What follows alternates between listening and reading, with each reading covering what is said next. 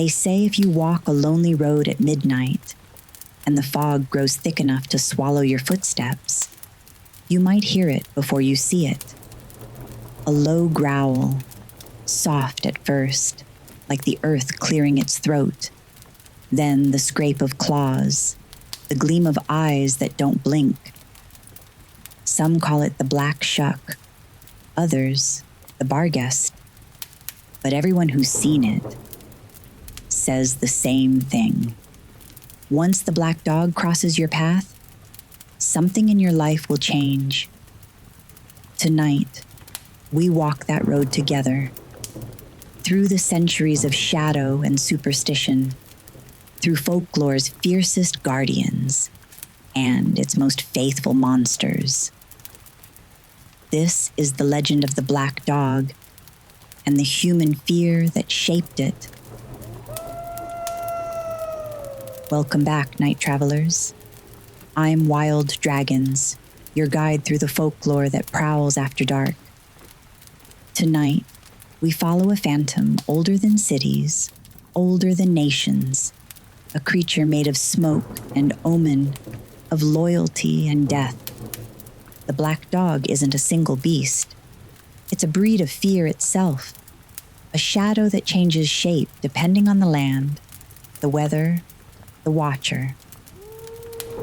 But let's start where the fog is thickest, in East Anglia, where the coastline breaks like old bone against the North Sea. First, the black shuck, also known as the devil dog of the storm. Story has it that in the summer of 1577, lightning split the sky above Blytheburg Church. The congregation knelt in prayer, thunder rolling like the breath of God, and then the doors burst open. Through the smoke and rain came Black Shuck, a hound as tall as a man, eyes burning like coals in a forge. He ran the length of the nave, his paws silent on stone. 2 worshippers fell dead where they stood, and the creature vanished in a flash of fire.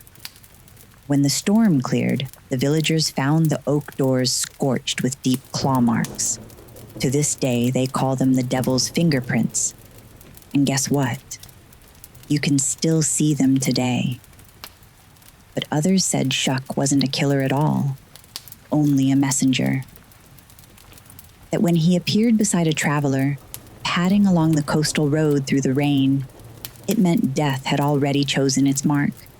He was just the herald, walking you home.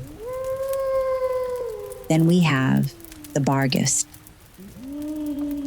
Farther north, in the wild hills of Yorkshire, they tell of the Barghest, a name thick as peat smoke on the tongue, also known as the Watcher of the Moors. This was a creature that haunted the edges of villages and graveyards, its body the size of a bull, its teeth gleaming white against fur blacker than pitch. The Barghest did not howl like an ordinary dog. It keened, a sound that rose from the ground itself, thin and sorrowful, like the cry of the dying. Those who heard it were said to have only days left before the same darkness claimed them. But others swore the Barghest could change its shape. A man, a headless horse, even a ghostly light that drifted across the heath. The people barred their doors when the fog rolled in, whispering, "Keep the fire fed, lest the Barghest pass by." And yet, in some tales, the hound was protector rather than predator, driving away grave robbers and guarding lonely travelers. Maybe as ever, the monster reflected the man who met it. Across the water, on the Isle of Man, another story took root, of a black hound called the Moddey Dhoo, the silent sentinel. The soldiers of Peel Castle told of the creature that padded through the guardroom each night at the stroke of midnight. It never growled, never barked, only watched with burning eyes before disappearing into the dark passageways of the keep. At first, they mocked it, Then one night, a drunken sentry followed the hound down the corridor, determined to learn its secret. He never spoke again. He lived long enough to whisper that he'd seen the devil himself. After that, no man in Peel Castle would walk alone after midnight. But these are only the echoes of a much older sound. Long before Blythburgh or Peel, people believed dogs guarded the threshold between the living and the dead, the guardians of the underworld. In Greece, there was Cerberus, the three-headed hound who stood watch at Hades' gate, his jaws keeping souls from escaping. In the Norse sagas, Garmr, the blood-stained hound of hell, howled when the end of the world approached. Even in Egypt, Anubis, jackal-headed, guided souls through the desert of the afterlife. Perhaps every mysterious black dog, then, is a faint reflection of those mythic guardians, the keepers of boundaries, not evil, not holy, but necessary, because every journey from life to death or fear to understanding needs a guide that knows the dark better than we do.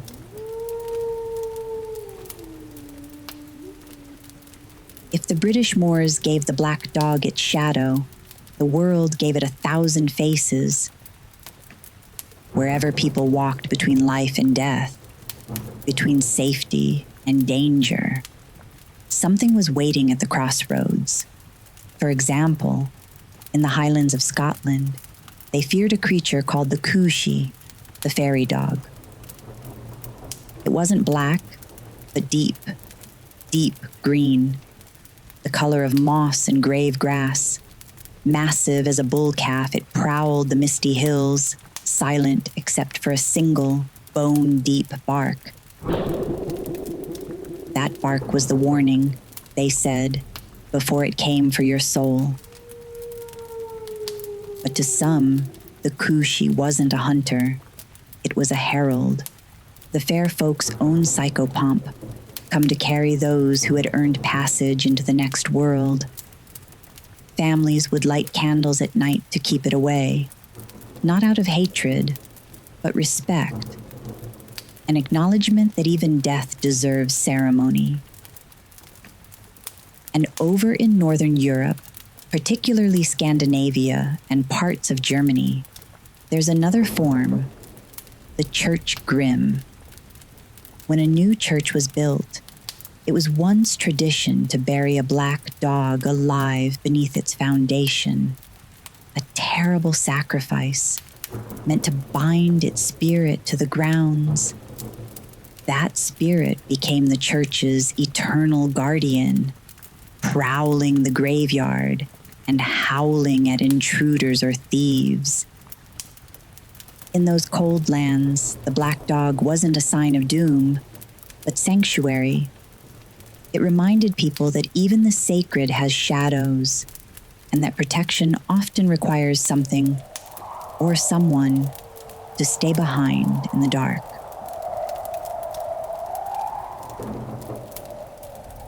Far across the sea, in the humid dark of the Caribbean, the black dog prowls again, though there it moves with fire. In Trinidadian and Jamaican folklore, people speak of a spectral hound that follows the Sukuyon, a shape-shifting witch who sheds her skin at night and flies through the sky as a ball of flame. This hound, burning and breathless, is both curse and companion, sometimes protecting villages from darker spirits, other times hunting the Sukuyon's victims. Older generations said that if you walked home at night and heard a chain dragging behind you, don't look back. That sound wasn't wind. It was the black hound of Abaddon, the spirit's enforcer, guarding the boundary between the living and the restless.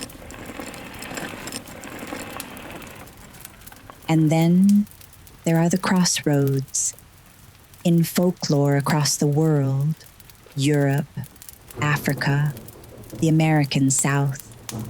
Crossroads are where the worlds overlap. They're the liminal spaces where spirits listen. In West African and later Hoodoo traditions, it was said you could meet a spirit, sometimes a man, sometimes a dog, who offered gifts in exchange for your soul or your art. The Crossroads demon or the Hound of Fate wasn't evil by nature. It was transactional.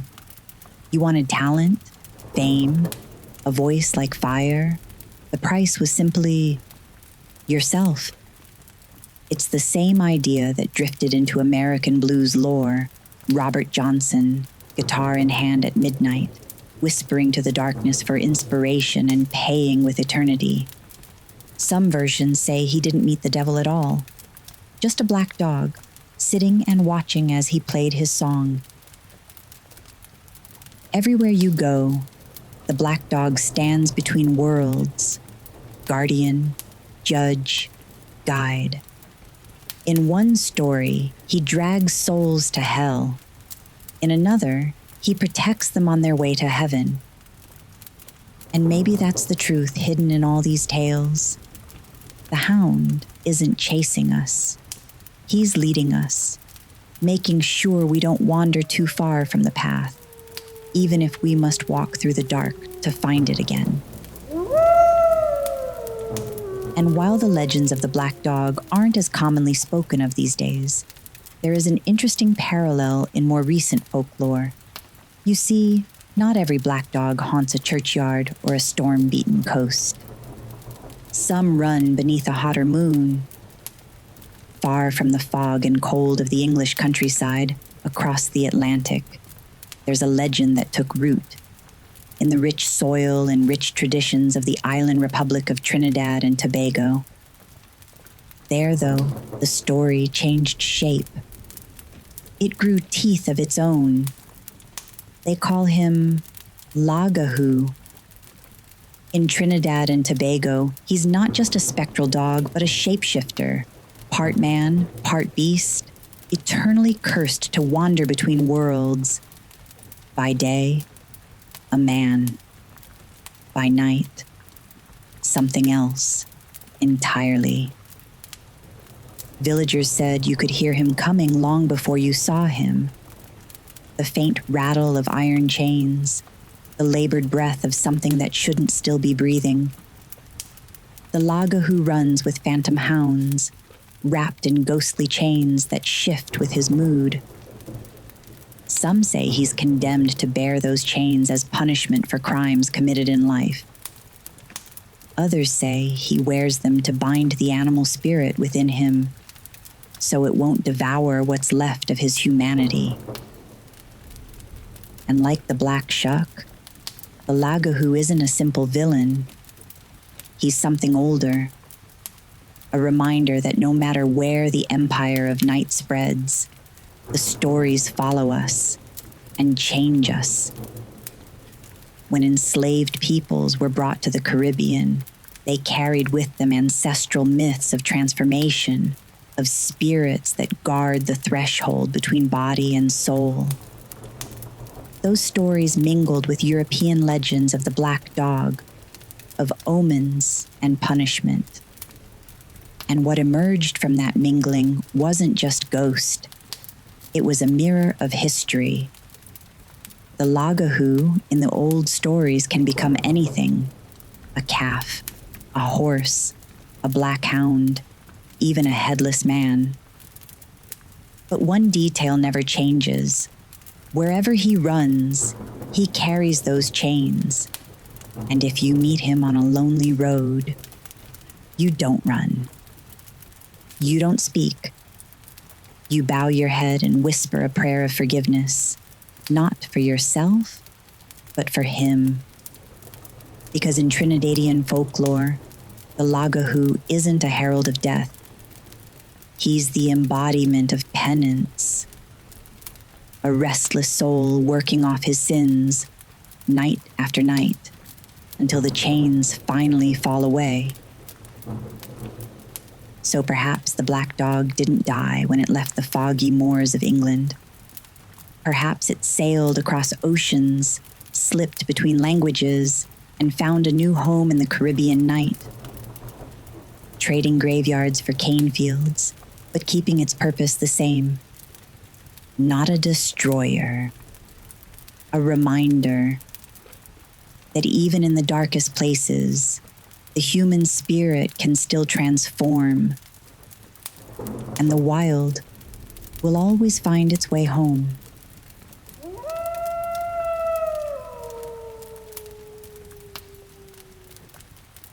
It seems, to me at least, that every culture has given the black dog a name, a shape, a purpose.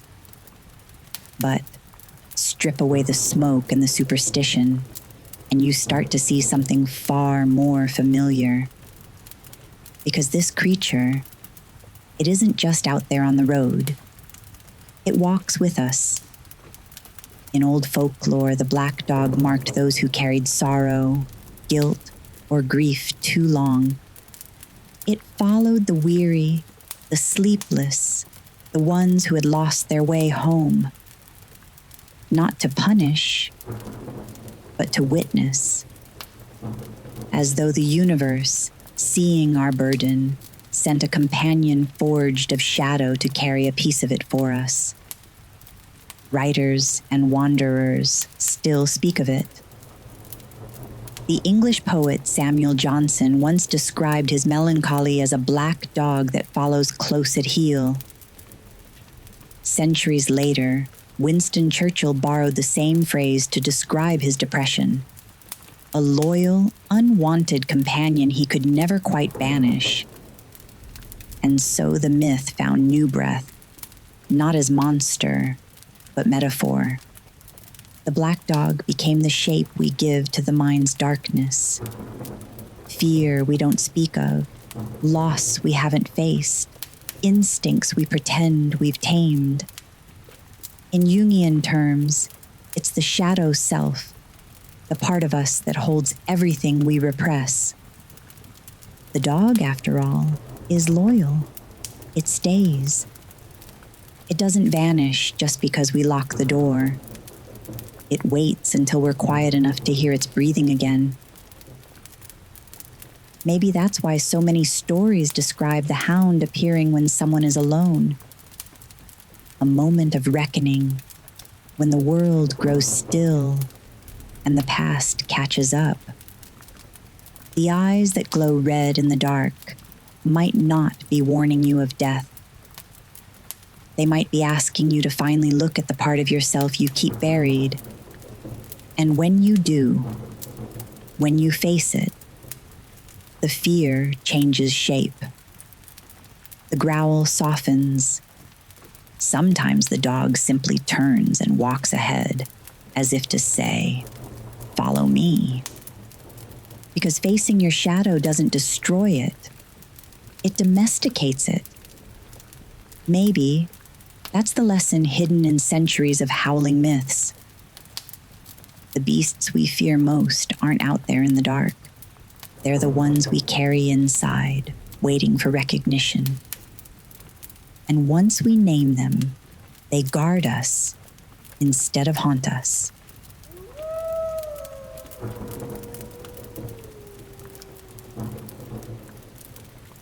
You ever notice how the night changes things? The same road you drive in daylight looks familiar, harmless. But walk it under a cloudy moon and suddenly, every shape holds a secret. A stump becomes a crouching figure. A gatepost and chains, a waiting hound. The imagination doesn't just wake at night. It hunts. There's a reason for that. Our ancestors didn't evolve in well-lit cities. They evolved on the edge of forests, where survival depended on noticing what others missed. A rustle, a silhouette, a pair of eyes watching from the brush. That hypervigilance still lives in us. When light fades, the brain shifts to pattern-seeking mode. It fills in the blanks. And when fear joins the mix, the blanks become beasts. Our brains are wired to protect us, not to comfort us. That's why you see faces in the dark, or hear footsteps that stop at the same time you do. It's the oldest code in your body whispering, "Be ready." In folklore, that whisper took form. Glowing eyes, padded steps, the black dog. A story to make sense of the unease, to give the fear a body you could describe, maybe even name. And naming fear, even in mythic form, is the first step in mastering it. Some psychologists call this apophenia, the tendency to see patterns in randomness. But I think it's something deeper. It's proof that imagination is a survival tool. When we can't explain the dark, we create meaning, because meaning feels safer than chaos. That's why every culture has its own way of saying something walks with you at night. Maybe the hound is just light refracting through fog, or the echo of our own heartbeat when the air is still. But maybe it's also the soul's instinct to turn fear into fable, to make poetry from paranoia. Because when you think about it, the line between myth and mind is thin as a breath. We see what we fear, yes, but also what we need. And sometimes, what we need most is a shape in the dark to remind us we're not walking alone. So, what do we make of this creature that walks the roads between worlds? The black dog, omen, guardian, shadow. He has followed us from moor to mountain, from island to crossroad.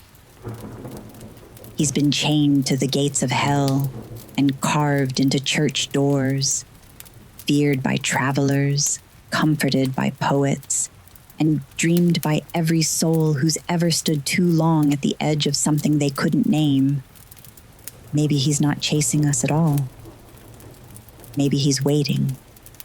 A reminder that every fear we outrun eventually finds its way home.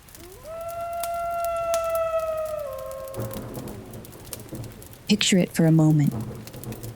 You're standing on a narrow path at night. Mist gathers at your ankles. The moon is veiled, and your breath fogs in the air.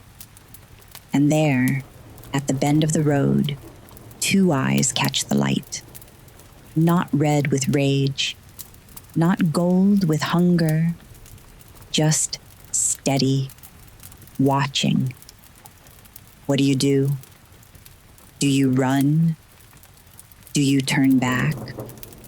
Or do you breathe, nod once, and keep walking? Side by side with the dark, accepting that not every companion needs to be seen in the sun. The truth is, we all carry our own hounds. They guard our memories, our regrets, our raw edges. They wait by the door of every dream until we're ready to let them in. And when we do, when we look them in the eye, we find they were never monsters, just mirrors. So tonight, as you drift toward sleep, if you hear a low growl in the distance, don't rush to silence it. Listen. It might be the sound of your own courage coming home.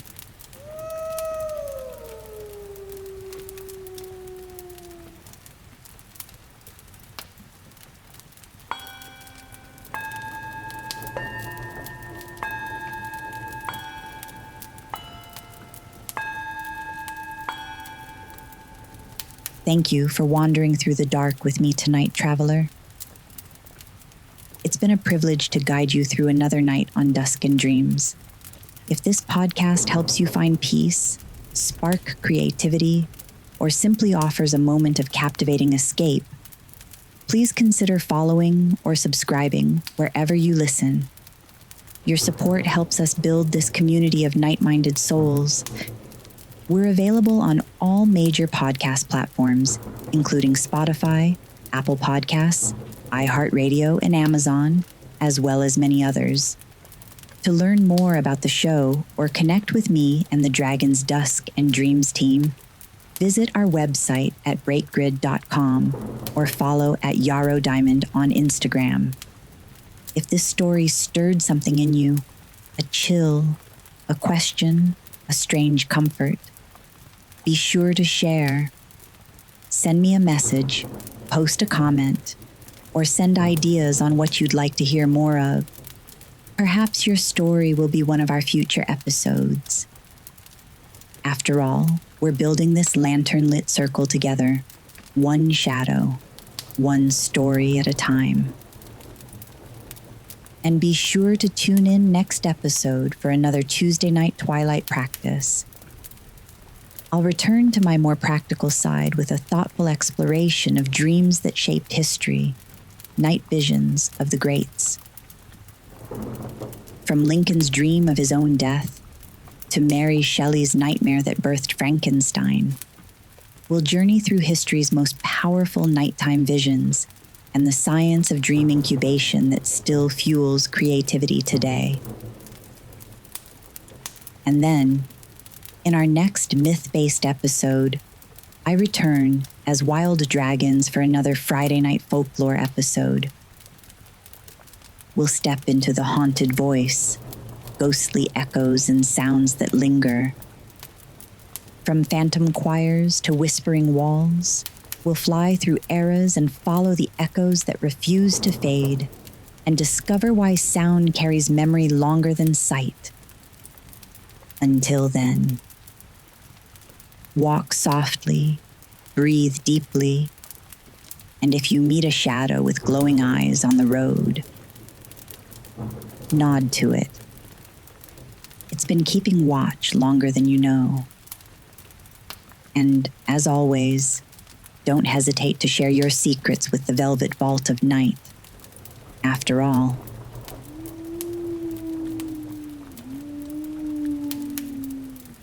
the night listens back.